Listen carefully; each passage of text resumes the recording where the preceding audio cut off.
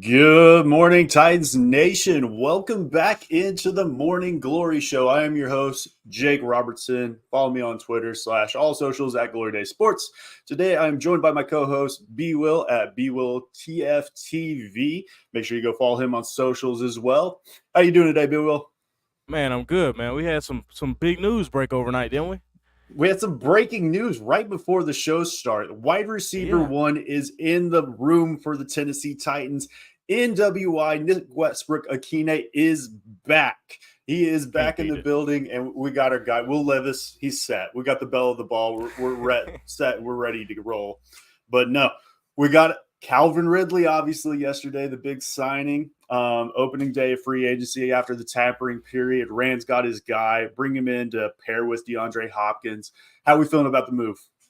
Man, I like it. So when I first heard about it, I wasn't at the house, but I saw the numbers. I was like, ooh, I sort of scrunched a little bit. But then I thought about it. I know, lucky for us, J-Rob and Vrabel didn't draft well the last 4 or 5 years, so we don't have much to pay coming up. So we really have a lot of wiggle room in these next 2 years to really divvy out some money and, put a really good team around Will Levis that we can. I mean, I'm not going to lie, the Calvin Ridley signing, it doesn't change my expectations because I still expected us to compete for the division.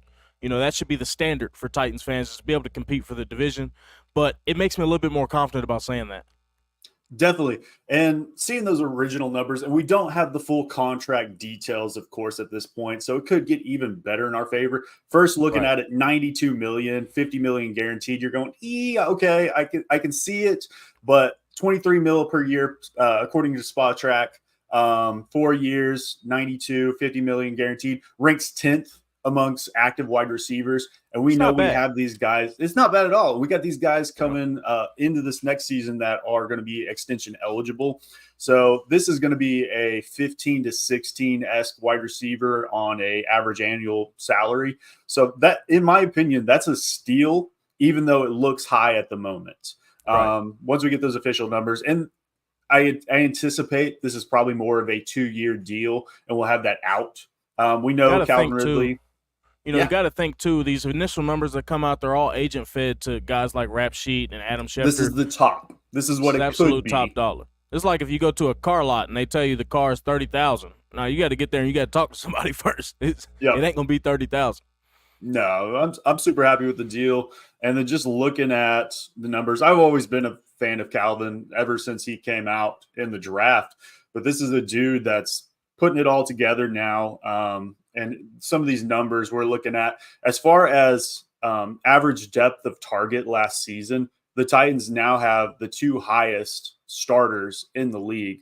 As long as Odell doesn't go back to the Ravens or one of the Kansas City, if not MVS, but one of the other Ain't Chiefs Harbin, receivers. is it? I don't believe so. I had it written down, but I lost my notes and then haven't been able to find them again. I But know it ain't Tony. as of right now, the highest active, who is it? No, it is MVS. If MVS goes back to the Chiefs, that gives them the highest over there. But as of now, the highest active on all NFL teams.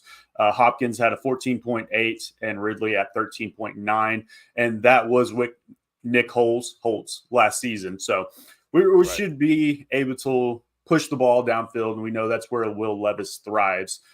Christian in the comments says he's 29 and was a year and a half removed from the NFL. He's going to be so much better this year. I agree. I think that's the bottom. It's almost going Right. back to his rookie year. I mean, and this is a guy that thrives on the perimeter. And same with D Hop. I think they were roughly around both at 80 to 90% played on the outside this past season. So I'm See, super happy with the deal.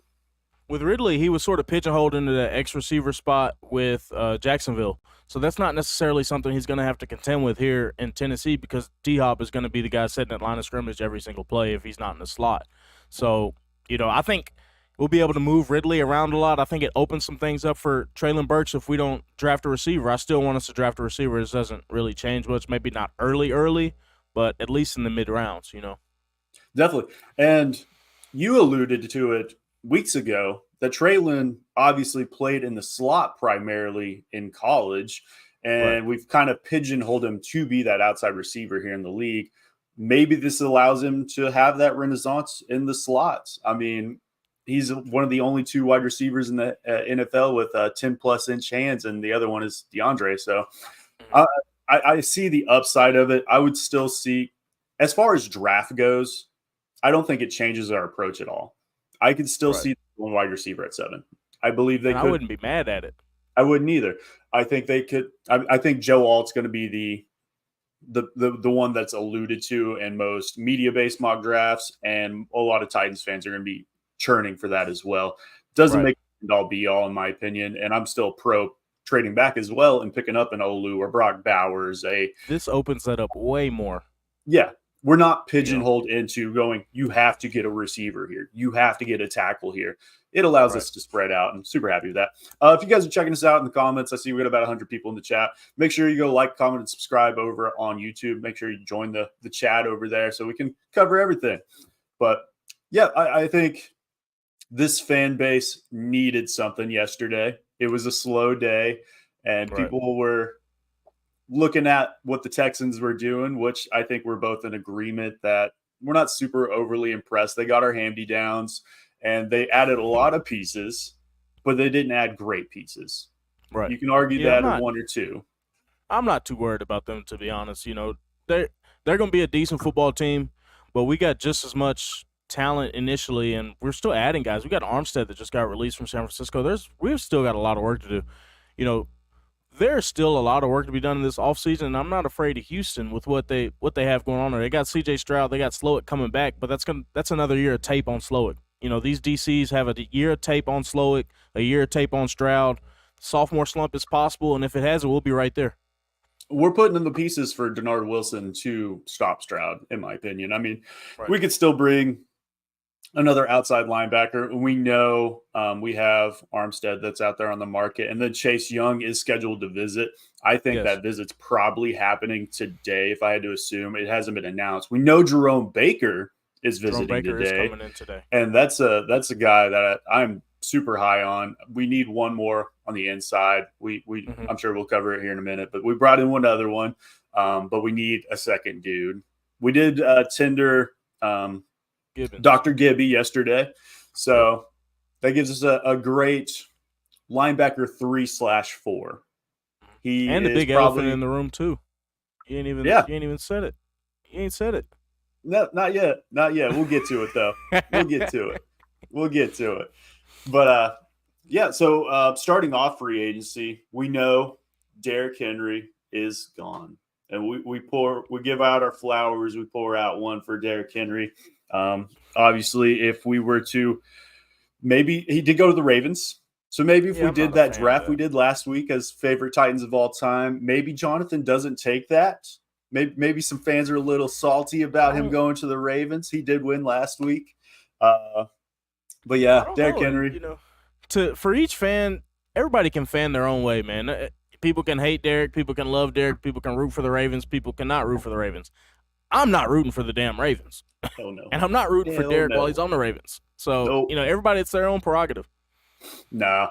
Obviously, being in the AFC still, I can't cheer for him. It is what it is. Maybe if it's them, and I can't even think of an NFC team that I would hate to see win. Maybe the Cowboys, if they made it to the Super Bowl, maybe I might cheer for them. For Derrick to get that ring if they're up there, or the Eagles. I do hate the Eagles. They have the worst fans in the entire NFL, in my opinion. But yeah, we got Calvin Ridley, we got Nick Westbrook-Akine. Derrick Henry's gone. We brought in Tony Pollard. So this is a signing I wasn't very high on in the beginning, just because I come from the idea of I don't like paying free agent running backs. But this is a year. And we've seen it for the last several years. Running backs don't get paid. It's just what it is. You use them up 3-4 years, you send them out the door, and then you draft another one. And Pollard coming out of Memphis, so we got a little hometown Tennessee boy. I think it was No Flex Film. James Foster put it out after week 11. He had like the second highest grade in all of PFF. He did come back from, it was a sprained ankle, fractured tibia, if I remember right. So in the beginning of the year, nasty injury. He was recovering all last season. And once he got healthy, he was back to what he was the previous season. So, and we know this is another, I think it was another pretty much, it was a 3-year deal, but it's pretty much you got the out after the second year, if I remember correctly. I think it was Right. 321 mil. I think it's 2 Something years, like that. 14 mil, if I remember correctly, with the out. So I don't mind it. He pretty much is exactly what Tajay Spears is. I don't Right. know how we feel about paying a running back with no knee and then a running back with no leg, but it is Hey, what the it thing is. is, the thing is with him, and I think it's very, very, very important that we talk about this, of them being of the same ilk, the same profile type back, because it doesn't really tip our hand when we bring either or into the game. That's one of our, to me, that was our biggest downfall last year, is that we literally would tip our hand when we had one or the other back end. Yeah, you can't load the box against either of them. Right. And I think that is the Rancarthon San Francisco connection. Mhm. Whoever they have in the building looks the exact same, other than they brought in that running back at LSU a couple years ago who didn't see the field. But it's Right. always a speed dude that can he can catch the ball out of the backfield. You got the Christian McCaffrey, the Elijah Mitchell, going back to the Raheem Mosterts, the Jerick McKinnons, whoever they've had in the building is all a similar type, and it doesn't tip your hand, like you said. So I wouldn't mind them. I think they could potentially still bring in one throughout the draft with these smaller esque running backs, these speed demons. They do struggle with injury at times, and we've seen Right. that. So I think They having re-signed a third, Chestnut yesterday too. they re-signed Chestnut, and I think what you're looking for out of that run RB3 is you want to be a special teamer, and that's something that Chestnut does bring to the table. Mhm. It is a 1-year deal, just like Nick Westbrook, but we'll see if he can stick on the back end of the roster. I think he will be fighting for a roster spot against a 7th-round rookie or an undrafted free agent in their own right that Right. Rand brought in. So we'll see how that plays out. But overall, don't hate it. Getting into the quarterback, we brought in Mason Rudolph. How we feeling about that? Man, I think people are really overreacting to a backup quarterback signing. So I'm gonna break this down, and I'm gonna try and be as honest as possible. If we bring a backup quarterback in, he just needs to be serviceable. Nothing Yep. more, nothing less. We don't need to pay him $8-10 million like these other teams. If the backup quarterback is in the game, and this is something that Tom Moore said about Peyton Manning way back when, and it stuck in my head. If our quarterback is in the game, we're screwed. So, if Mason Rudolph is in the game and Levis is out for a good while, we probably should be not as competitive anyway in case we need to get a quarterback. So that's the way I look at it, man. Mason Rudolph, he's a good quarterback though. He did well with Pittsburgh last year.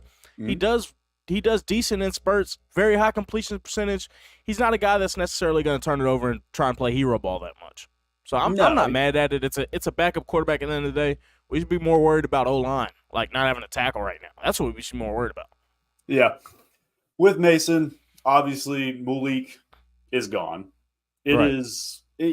We'll see if they just outright cut him, if they allow him to maybe play more preseason games and maybe boost up some trade value that he doesn't have at the moment. So we'll see how that plays out. But Brian Callahan said he wants a guy that can come in, run the offense, and can be just he doesn't want to change the offense if Will Levis does go down. Mason Right. Rudolph can do a lot of those things that Will does. He doesn't have the arm strength or anything like that. Coming out of Oklahoma State, I was pretty familiar with the dude. He just doesn't have the athletic traits to be a starter in the league. But winning record as far as quarterback, 8-4, whatever it is. He's decent. I think he's decent, and that's what you want at a backup. You want him to come in for a quarter or two and not piss away the game. Come in a week or two and be able to manage an offense. Malik can't do that. So overall, I'm happy with it. I think it was a 1 year, 2.5, $3 million deal. Yeah, $2 or $3 not million, bad at all. not bad at all. And I'm assuming it's probably $2 million, and he has an incentive to get another $1 million or something like that if he has to play. The thing is, too, with Rudolph, the Browns had a backup quarterback last year that got hurt.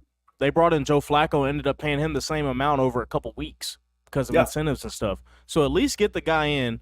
Then you don't have to worry about on the back end having to pay incentives for if he wins a playoff game, if he would get you to the playoffs. I mean, Flacco probably got like $1 million just off winning. That's unaccounted for. I mean, he played better than Deshaun. He played better than any quarterback in Cleveland last year. So he might beat out Richardson. He could be. He could. Just We'll see. But I mean, overall, it's does it move the needle? No. But it gives you some protection. That's all it is. And it's not a controversy as well because I'm a Tennessee fan as well. But if Dobbs comes in here, there's going to be too much extra chatter for no reason. If they brought in a Gardner Minshew-esque player, it's just going to stir the pot. And Will Levis has one bad game. Vols fans are coming out. They're coming out for Levis.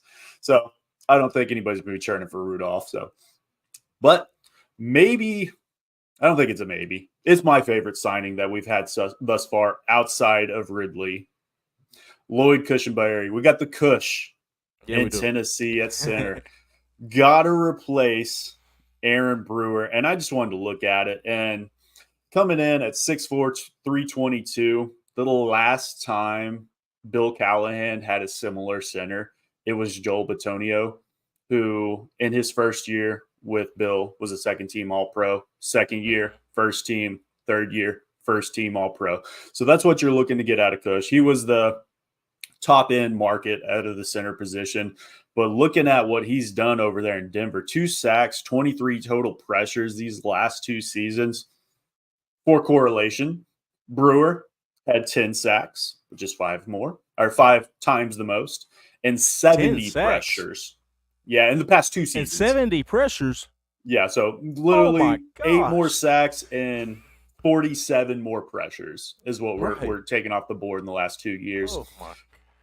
And bringing in Bill, of course, we haven't seen the top end of what Cushenberry might be. So this is a sit it and forget it. Going from bruised to Cush, I ain't too mad at it. So if it's healthier for everybody, it does well. Cushenberry, and I think Cushenberry will do well too, with Bill Callahan and just being a leader in that offensive line room. I'm much happier that we went with a veteran center instead of a young center in a draft because it's sort of hard to do it when you got a young center, young quarterback, and you look at the rest of the offensive line and it's young as well. The oldest guy that had been on that offensive line might have been Radens at 26. And Cushenberry isn't. I'm not going to say he's old by any means, but he's been around. He's a veteran. He's been in a complex offense in Sean Payton. He's been, he's used to taking responsibility at the line of scrimmage because he had a young quarterback last year. So, I think that'll really help him. He's experienced working with young quarterbacks. It should be a seamless transition. I'm happy to see what he does and what he does with that offensive line room. I mean, and the biggest winner out of this is probably Peter Skoronski. Oh, yeah. You look at that last season, he was just asked to do too much. I mean, the injury, of course, slowed down that as well. But you look at the black hole on your left side or the black hole on the right side, who are you going to help? And then you have to worry about the guy coming at you. So you can only do so much. So if you bring in Cush over that right side, and we'll see who they bring in over the left side. And if it's a rookie, we have to understand, even if it's Joe Alt, he's not going to come in and be an all-pro from day one. He's still going to need some assistance. So they might bring in a bridge gap to help ling that along. But regardless, Peter Skoronski is in for a huge year this upcoming season.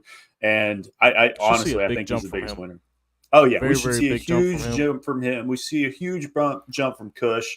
We'll see who's playing right guard, right tackle, left tackle. But overall, this is starting to shape up into a good free agency class. And like you alluded to, if you brought in one of these centers in the draft, there are some top-end talents. But if you don't bring in a JPJ, Jackson Powers Johnson out of Oregon, who probably won't be there at 38, and you're not drafting him at 7, there's also Zach Frazier out of West Virginia, who is a guy that I just don't think is an overall scheme fit for what we're wanting to do. But he is deservingly. And the Zexty over here in the chat says Radens right guard. Could see Personally, that. I could see it, but I'm honestly not the biggest Radens fan either. Maybe Billy C can get a hold of him and we can get those penalties off the board, but you can't be stopping drives every time.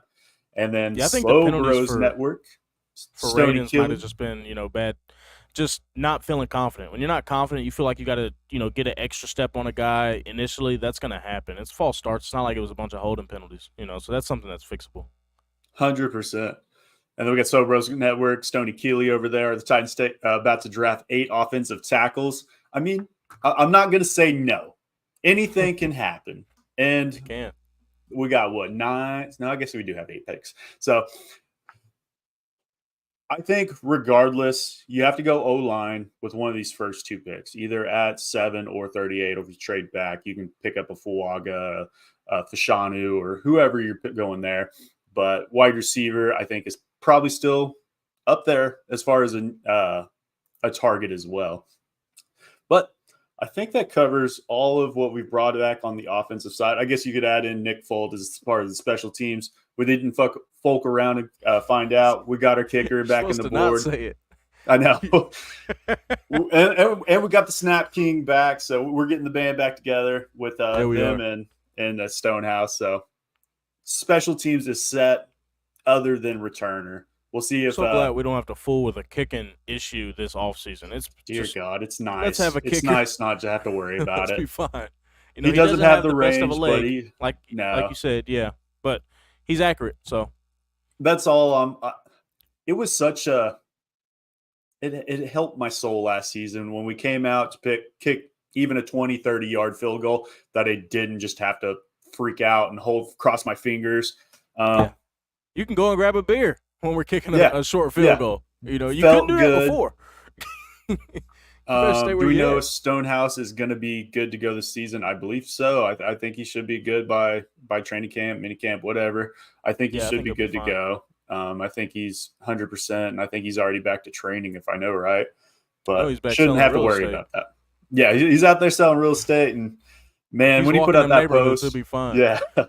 He's knocking them doors. He's selling them houses. He's doing his thing. I think he's good to go. Real quick. How do you think Brewer is going to do in Miami? I know a lot of Titans fans are really emotional about Brewer, but I think he's a perfect fit in Miami. I'll be honest. I pray for Tua. You can practice as many jiu-jitsu falls that you want. Getting hit that many times, I worry about him, but if he can stay healthy, I mean, what Aaron Brewer does well is he runs block really well, specifically in a zone-based scheme. And when you have these demons on the outside and Waddle and Hill and HN and Mostert, that does pair very well for him. I still do ultimately worry about his pass blocking, though. If Tua can't operate out of the system, it's gonna get real scary for him in the interior. But I think with him, go ahead. Oh no, you're all good. I was just about to say we're hopping into the defense. Real quick with Brewer, McDaniel moves the pocket a ton with Tua, and it's really, really short. Tua had one of the shortest time to throws in the league last year. So Brewer's not going to be sitting up there in a strict pass set for 4 seconds like we do with a lot of the hard play action fakes we did.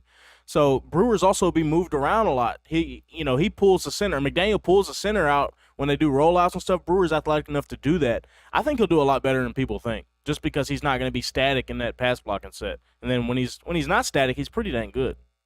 I mean, we know one thing. He's tougher than a $2 steak, and they got that in Miami now. We got that. I alluded to it months ago. I was like, we should bring him back as a tight end 3, where he originally started with the Titans, and he commented on the post, and he wasn't too happy about that. So I'm happy he got paid. He's over there in Miami now. But if you guys are checking us out for the first time, looks like we got about 260 people in the chat. Make sure you go over into YouTube, like, comment, and subscribe. Brewer probably landed in probably the best possible situation for him. I do agree with that. With over to Stoney. But hopping into the defense, we got some key signings. Bringing in the first one, probably the biggest one. We got Cheeto. We got Cheeto in the building. Chidobe Awuzie. This is a guy that the Titans probably should have drafted when they drafted Adoree Jackson back then. But that's not here or there. We got him in free agency. Jake, what do you think of our free agency? That's what you're in the right place. That's what we're talking about right now. That's what you're talking Cut about the right volume now. up. Yep, turn the volume up. If you missed the beginning, go like, comment, and subscribe. We'll be posting on YouTube later today as well. Chijobie, this is a guy, he's a man corner. He fits into the Denard Wilson scheme. He is a big, strong corner. He does allow a high completion percentage, and that was something that worried me initially, with just looking at the statistics. But this is a dude that if you take away, he allowed a 66-yard play and a 34-yard play, one in Houston and in Pitt. If you take those out, he only allowed 24 yards per game this past season. Pretty damn good when, very good in comparison, SMB was at 45, Fulton was at 52. So, and this, like I said, this is a guy that fits into the scheme. Super happy with that. What do you think about Cheeto? I think he'll be really good in our system. He also allows us to really keep McCreary in the slot, which is really big for him in his development. You know, I don't want to see McCreary outside. Cheeto does well with that, and he's a little feisty too. When I'm watching his tape, you know, he's not just a guy that's gonna just cover the receiver that he's in. He's really active outside of all that in the play. So you'll see him sometimes go up to a pile, try and punch a ball out, or when the receiver gets past him and tackles him, tries to punch the ball out. So that's something that Denard Wilson's really going to preach too, is we've got to get better with turnovers. We didn't really create that many turnovers last year. And to do that, you've got to be creative with it, because, you know, as many good quarterbacks as we got in this league, they're not just going to put it in your breadbasket. You got to force turnovers. You got to be attacking. And from what I've seen on his tape, he's really an attacking player. He looks at defense like it's offense. So that's something I really liked about him. And if we can find a way to pair him with a dog on the other side, I think we'll be okay. Yeah, and I think Denard Wilson had a great quote on that. He said, we're not going to aim for turnovers, but how do you cause turnovers? It's population and technique. And I think that's something that you have to have those guys that want to get to the ball. And Cheeto's that guy. And just hearing Cincinnati's beat reporters and everybody talk about him leaving, this is a guy that brings in a locker room presence. This is a leadership side of the ball. And that's something that the Titans are sorely missing right now, with KB obviously gone last season. You got Big Jeff, and he's that other guy that you have right now. And then Aziz, that was another guy that was kind of up there in the locker room that is now gone. So I think Cheeto, like you said, if we bring in one more piece, we are good to go. And I'm greedy. I want two, man. Two more big pieces on defense. One more free agency, one more in the draft is what I look at. And we alluded to it last week. Obviously, there's a guy over there in Kansas City that has been floated around, L'Jarius Sneed. I came here on the pod last week, and I was like, I am out on Sneed, trading the 38th pick. And I still kind of stand with that. I still think if you keep that 38th pick, I think you can still get a great corner in a Kamari Lassiter. There's the TJ Tampa out of Iowa State. There's going to be a lot of players on the board that you can bring in early that can still play. They're going to be a lot cheaper. But if we're talking third-round pick, obviously we don't have one this season. But if they take a third next season, I'm all in it. If it's a second round next season. Right. Yeah. I had a buddy text me this scenario. What do you think about us trading out of 7 to probably 10, picking up a third and flipping that third with Kansas City? Oh, I'm all for it. I am team trade back 100% of the time, regardless of draft almost, just because I want more step-ups to the plate. And if you can get the difference between pick 7 and pick 10, I mean, you're still getting top-tier talent, maybe even blue-chip talent. We figured that out last season with Peter Skoronski. But if you do that and you swap out that third pick for a proven player, hell yeah, I'm all for it. You're about to see a lot of drops from Calvin, especially on slant routes. Cool. I mean, he had, I think, 7 drops last season, which I think was the highest he had his entire career. And this is a dude that didn't play football the year before that. This is a guy still getting his legs under him. I think he should be able to work on those contested catches more than anything. And this is a route savant. He's going to get open. He's going to give some easy windows for Will Levis. Look who he had throwing the ball too. Yeah. You can't get no worse than Trevor Lawrence Sunshine. Well, they have their quarterback one in the building now. They got Mac Jones. They just signed him. Yeah. They got their dude. Yeah. I think the draft That will ain't go in exactly a Titans vote free of agents. confidence for Trevor Lawrence, if we're being honest. You know, and I know I'm biased against the Jacksonville Jaguars, but that is not a vote of confidence for Trevor Lawrence, especially with Doug Peterson. He's a guy that likes his backup quarterbacks. You Yep. know, he ain't afraid to switch it out. No, I mean Nick Folk's got a Super Bowl ring. I mean, or not Yeah, Nick Folk. God, what was their quarterback? Was it Nick Folk? No, Nick Nick Folk's our Folk. kicker. Man, It's the I tall don't guy. remember. Yeah, it's tall dude. But yep, He played for Indy too. yeah. But overall, super happy with the signing. Chidobe, I don't think he has the ability to be a CB1, but he's a great CB2.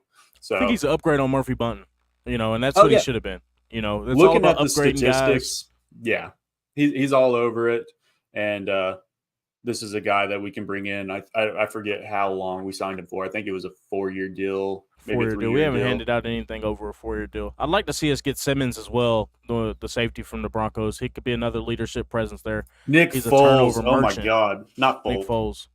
Yeah, You said Foltz, Folk. Oh, I said Folk, our kicker. But yeah, I you know, mean, Simmons. I'd be happy to have him as well if we can find a way to sign him, and then if we could find a way to get Snead, the defense is good job. personally, I'm out on Simmons. Are you talking Justin? Or are you talking Justin. Isaiah? Yeah, so I'm out on Justin. I think that is just a Kevin Byard body double, in my opinion. Same age, same statistics, same athlete. They're very similar in size. This is yeah. I personally, I think they're the same age. I mean, it could be a Band-Aid, but looking at what he's asking for, I think Jacksonville was another team that they were in on him, and they ultimately backed out because of his asking price. So it's a lot. I'm personally out as well. I don't see a huge upgrade over Amani Hooker or Elijah Molden.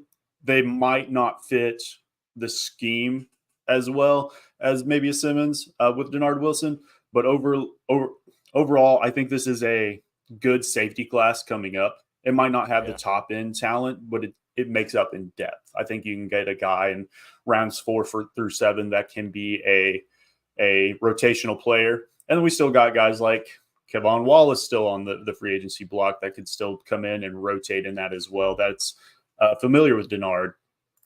So I think we're a little yeah. different with him on Hooker and Molden, with Simmons not being much of an upgrade on them. I'm not high on Hooker. He doesn't have any I know you're outstanding not traits higher to than him. Hooker. He doesn't cover any ground. He's really in a simple role for us, and he has been in the past. You're either giving leverage over the top in the quarter half or the deep third, or you're flying to the flats, and he doesn't excel in that. So I think we should upgrade on him. He doesn't force turnovers. I mean, what does he do?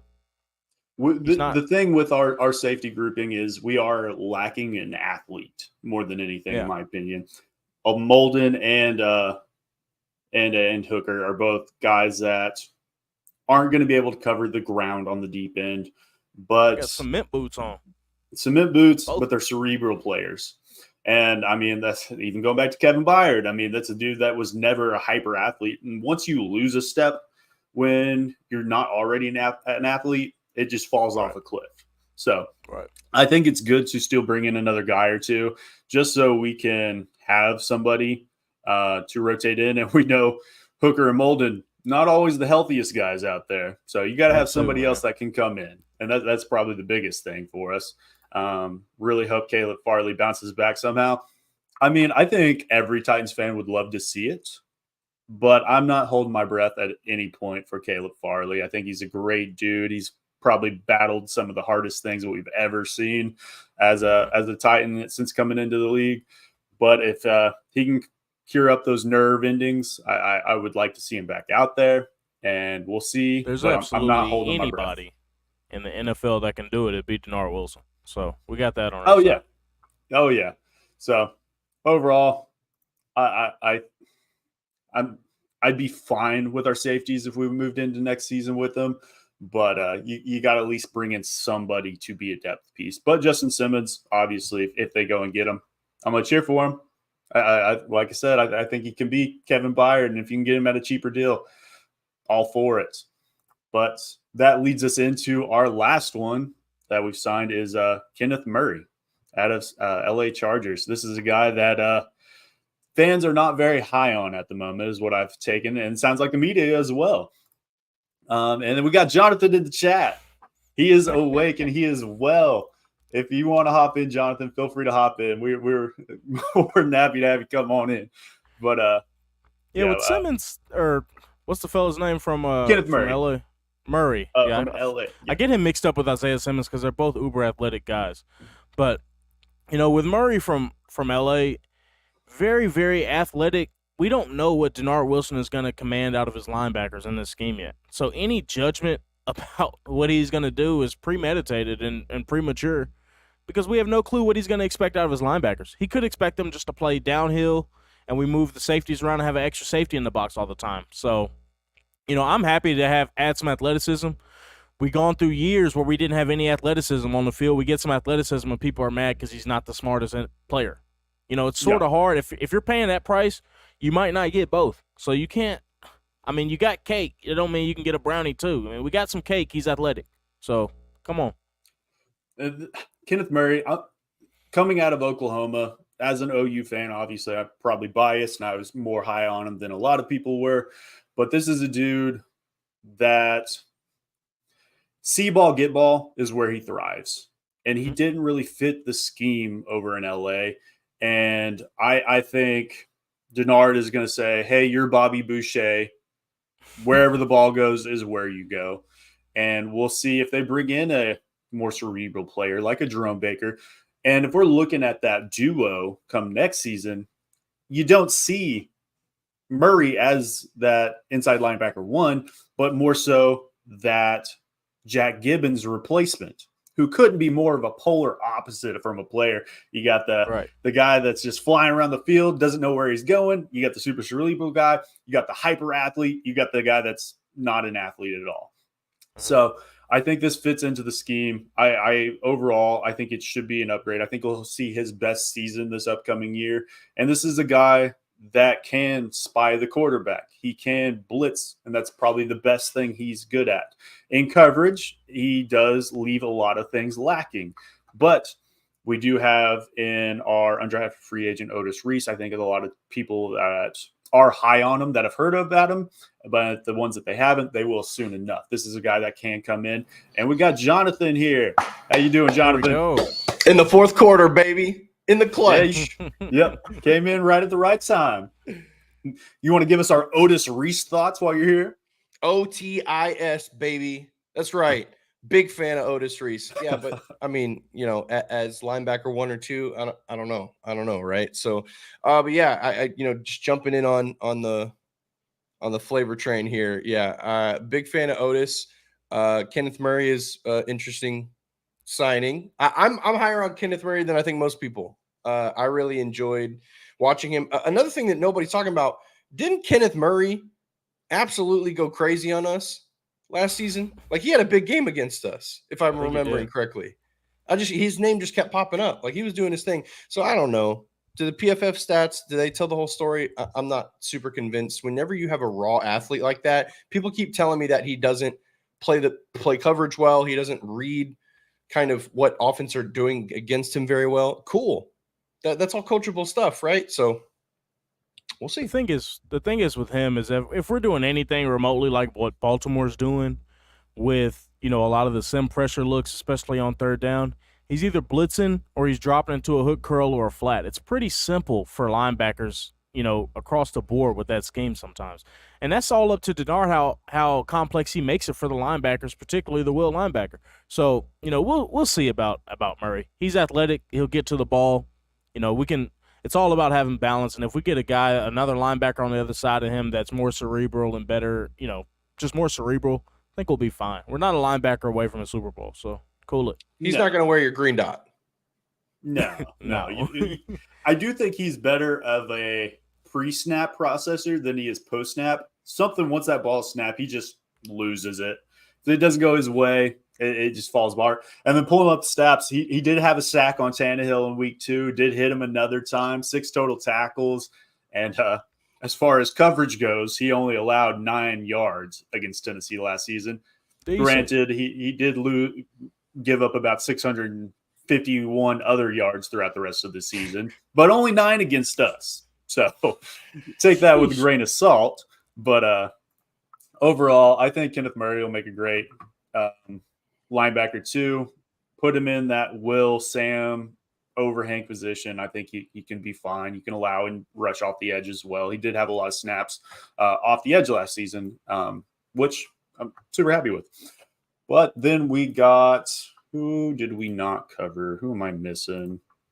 Defensively, Sadiq Charles signed out of came from Panthers, if I remember right.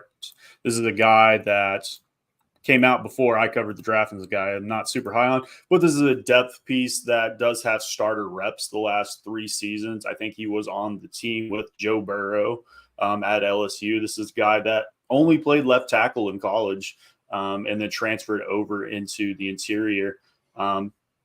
He gives you some depth. That's what I see with that. Nothing more, nothing less. Feels like a Brian or a Bill Callahan signing, doesn't it? Low key. Athletic guy. Yeah. Athletic. He's got size. He if I remember correctly, he's around that 6'4", 320 size as well. And that's Bill Callahan's mold right now. And 33-inch arms, I believe. Like, this guy's prototypical left tackle. Like, he's a prototypical tackle, but we led the show with that, Stoney. Yeah, Stoney. I mean, that was opening day. I mean, we got wide receiver 1 in the building. I mean, at least for one more year. So yeah, we got NWI back. I blame Mike Herndon. That's his dude. So he's back. We can't get this roster pirate off the 53, but we'll see. And then Scroncy season emotion. Yep, with us, we agree. But yeah, I think that covers everybody. We're gonna hop into if you're good with Jonathan. We got our draft we're gonna cover today. We got one best more, Jake. TV one shows. More. One more. Yeah, we got one more.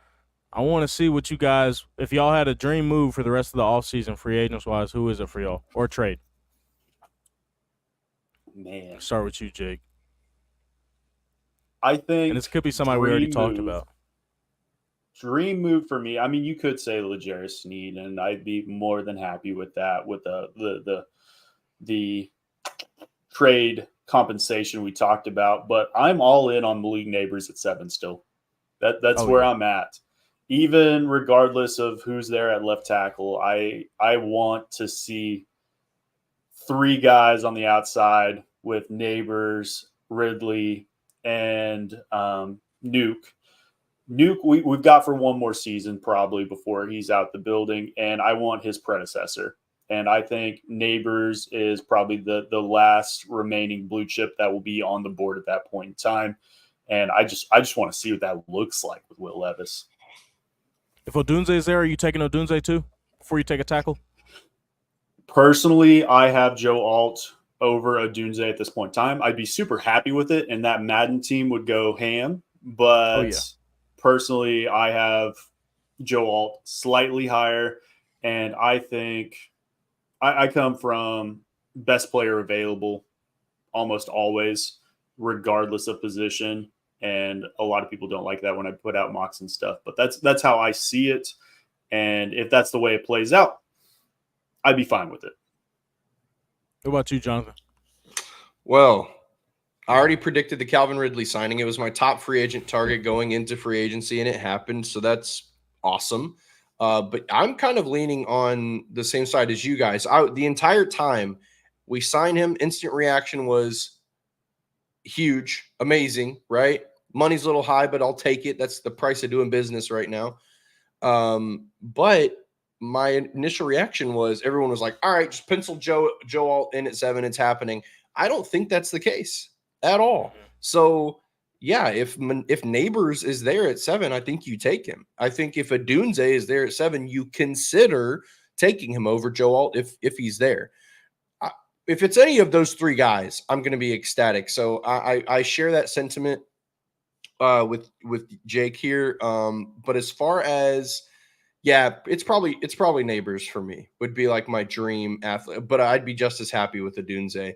But it's wide receiver at 7, big impact receiver. DeAndre Hopkins, we have one more year of D-Hop. So beyond that, your wide receiver, woes are not solved necessarily. We don't have any. You can't add enough good wide receivers right now at this point. And I think that adding a dynamic receiver at 7 is a big impact for this offense. And again, if it ends up being Joe Alt or even Fashanu or somebody like that, I wouldn't be upset. If they traded back and took a tackle, added assets, wouldn't be upset because that would mean they're just going to add a receiver later. But yeah, I think dream scenario, if I could have it happen, it'd be receiver at 7. I thought you were going to say Mekhi Becton. And then somebody beat you in the chat. I mean, but I want it to happen just unreasonably. There's no good reason for it. I just think that having some solid, very raw, like high ceiling talent for Callahan would be cool. So I don't know. It looks like he's going to end up being a Bengal. So we'll see. Quinion Mitchell at 7. That's something we haven't talked about, and a lot of people haven't talked about, is the defensive players could – it makes it more likely now. And Quinion Mitchell, that's that dude that's pretty much excelled throughout this draft process, killed it at the Senior Bowl, killed it at the Combine, killed it in interviews, has the tape. I mean, that's a guy out there that's probably slid into CB1 for most people. I'm still holding on to my Kamari Lassiter tape, and I don't think you should probably go at 7. But and then we had wasn't very kind to him. Well, he came out at the 4.6, 4.61 in the 40, and I saw that and I was like, oh, I'm going to have to make some moves. But then it got confirmed to 4.5, so that's enough speed for me. But yeah, we have a little bit of breaking. It's not breaking news really, but Diana Rossini tweeted 3 minutes ago. Former Saints safety Marcus May is drawing interest from several teams. He will visit with the Tennessee Titans on Monday. We're safety, man. We need a safety bet.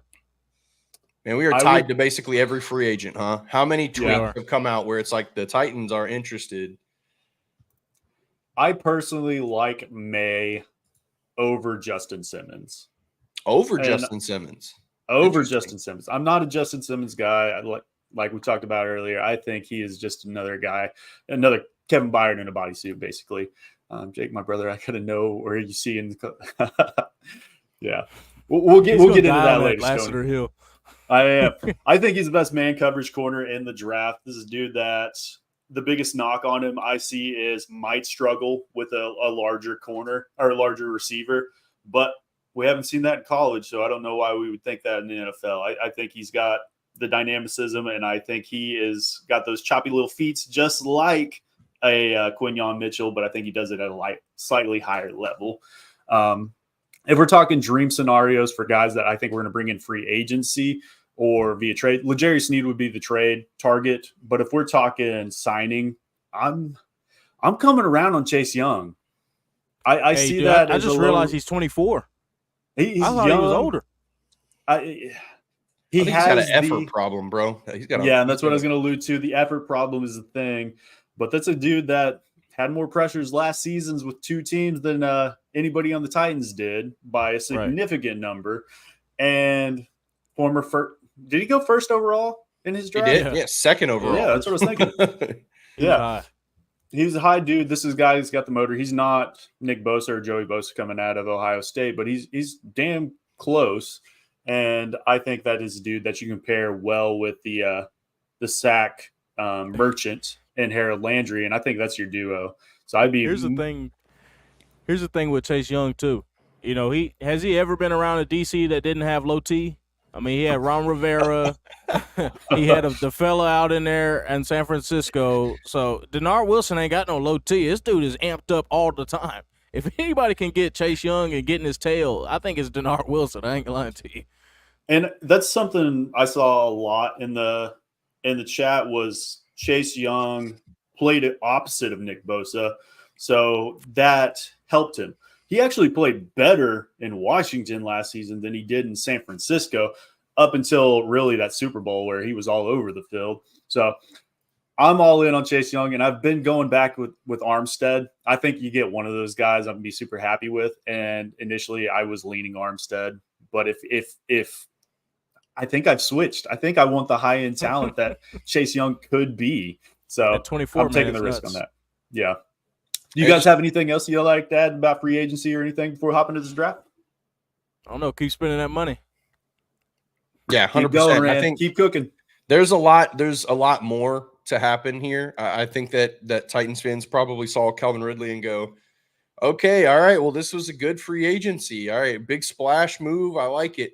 Rand's got a lot more money to spend, and there's a lot more holes to fill. I know Nick Westbrook-Akine, everybody's really excited or not to see him back, but there's a lot more moves that have to happen for the Titans. And honestly, there's a couple of guys out there still. Obviously, Armstead is exciting. Kendall Fuller, I don't think has signed, still available. Jerome Baker visiting today, which would be a huge get, by the way. I know you guys just talked about Baker before I hopped on, but would love Jerome Baker.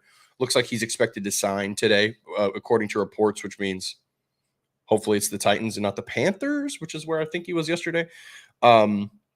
But yeah, there's a ton of talent left out there. Nobody's talked about like kick or punt returners, I don't think. I didn't catch the beginning of the show, so you guys might have covered it, but Ray McLeod, free agent, would be, take a flyer on Ray McLeod to return punts and kicks.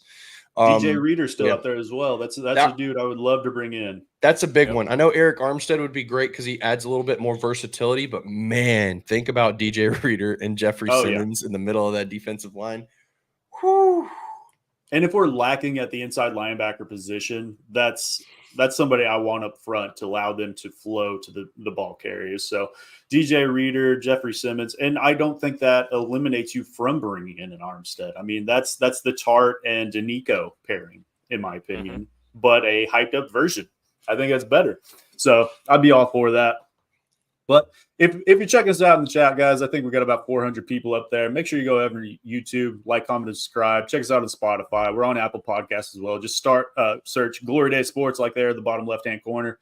But we're going to hop into this draft, guys. We got best TV shows of all time. We're going to go 4 picks each. We're going to go snake draft style. It's going to go Jonathan, B. Will, then me, and then in reverse order. And we'll do that 2 more times. So, Jonathan, you got the number 1 overall pick in a deep draft, in my opinion.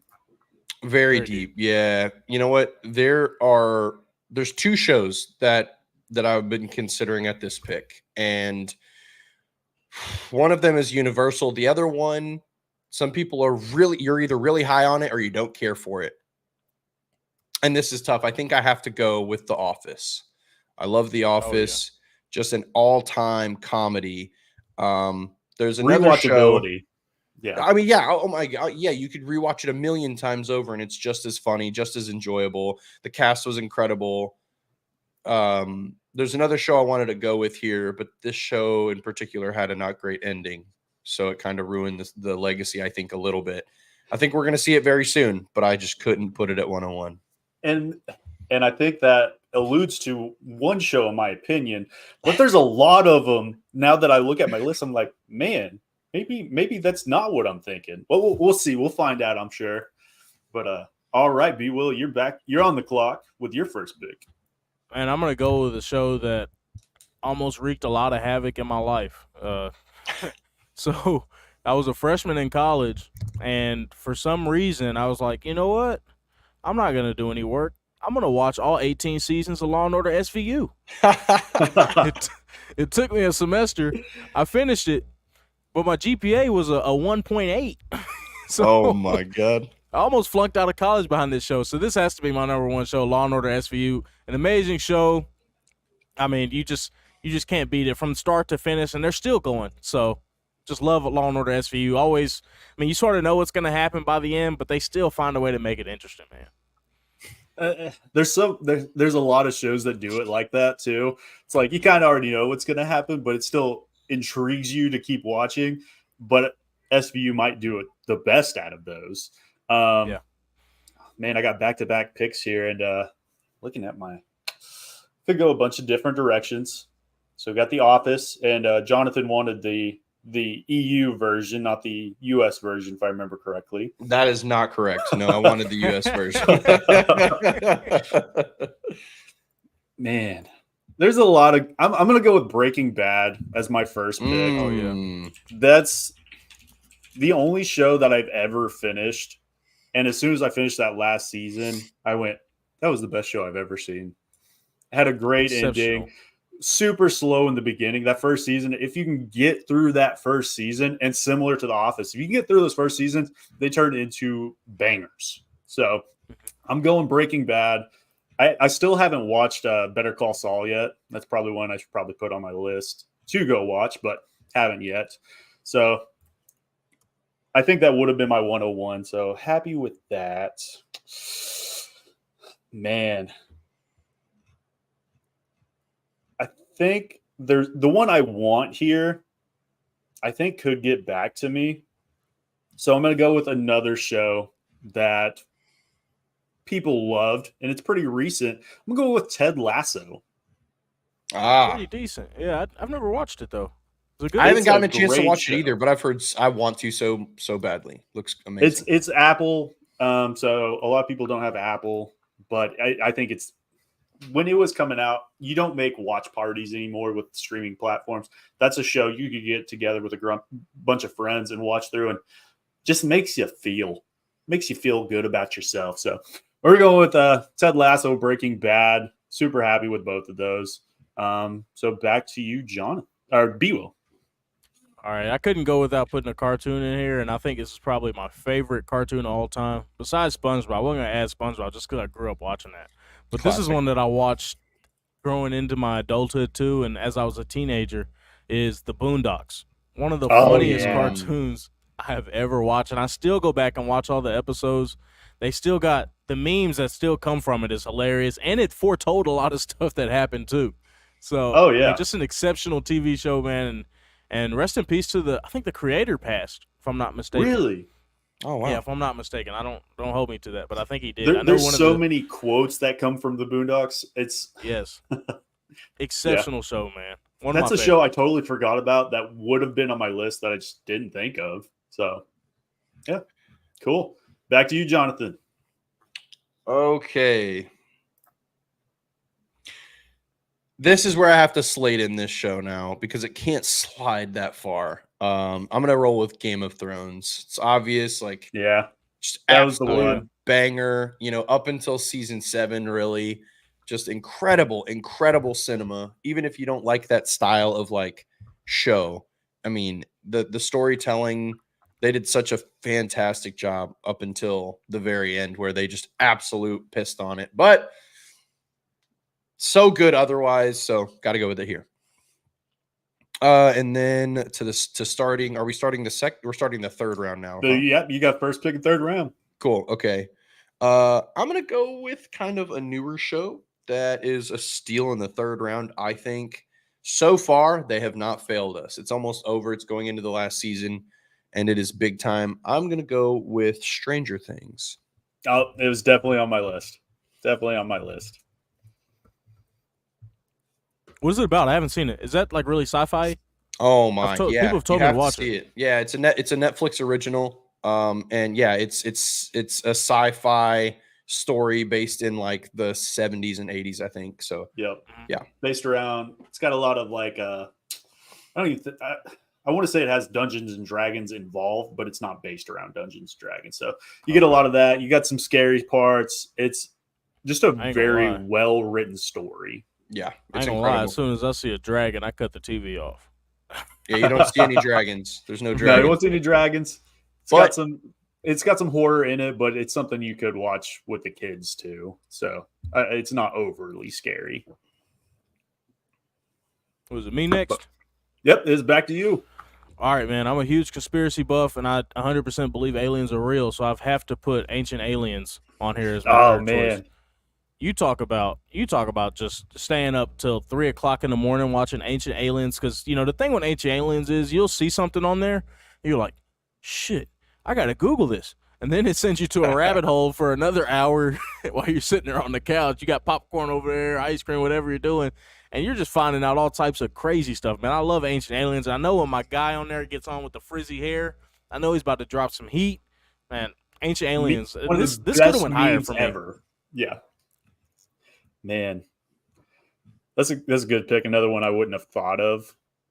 And I got a lot on my list now, and I didn't really order them beforehand, so I could go a bunch of different ways.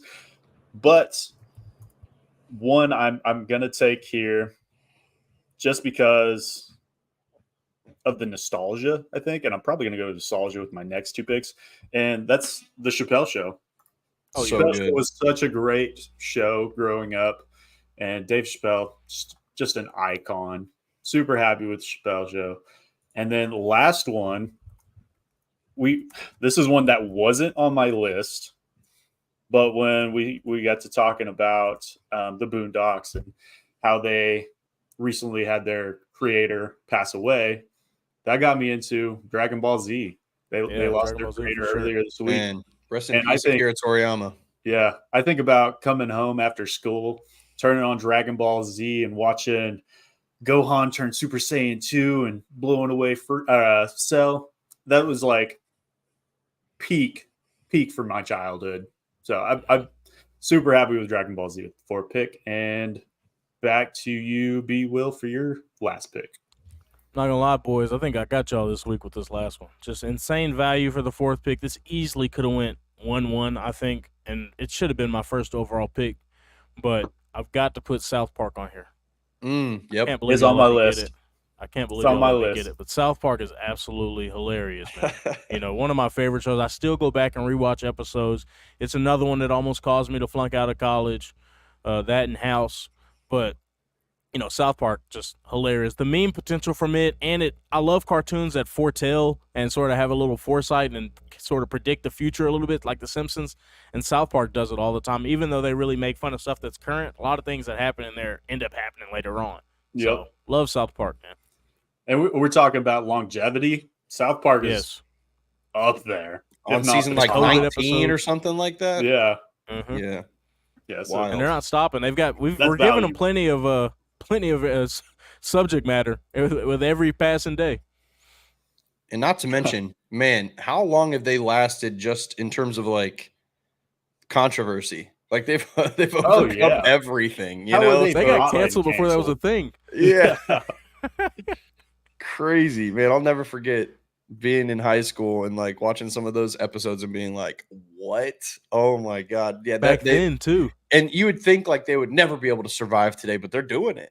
They're Yeah. doing it. They're doing I think the they're thing. grandfathered in.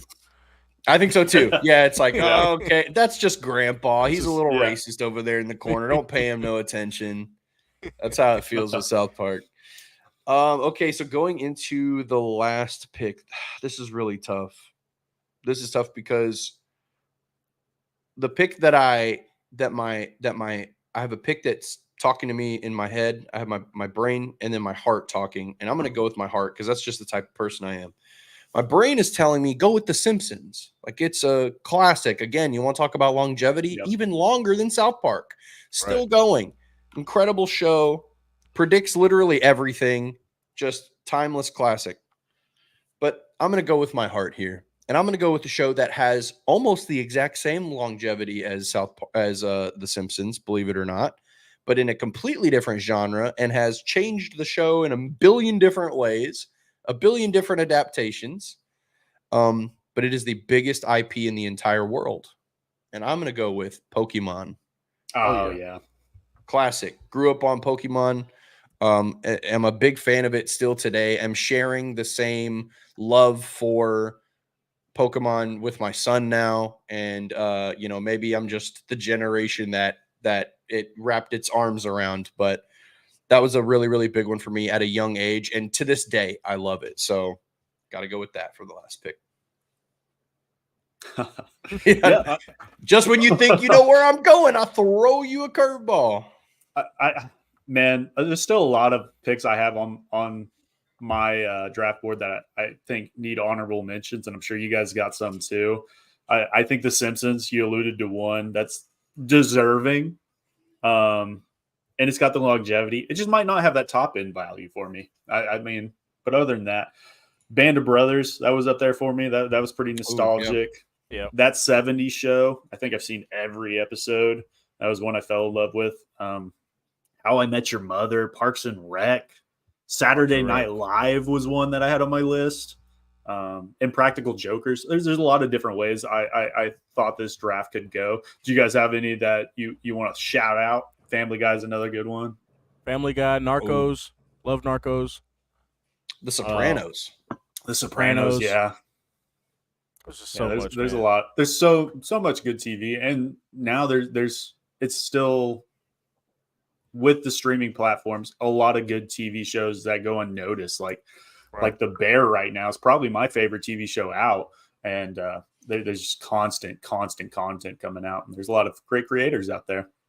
But thanks for everybody for checking out the show. We got about 400 people in the chat. This is the most comments we've ever had. Make sure you go like, comment, and subscribe. We'll be covering free agency, I'm sure, next Thursday as well. Might drop a couple solo videos here and there.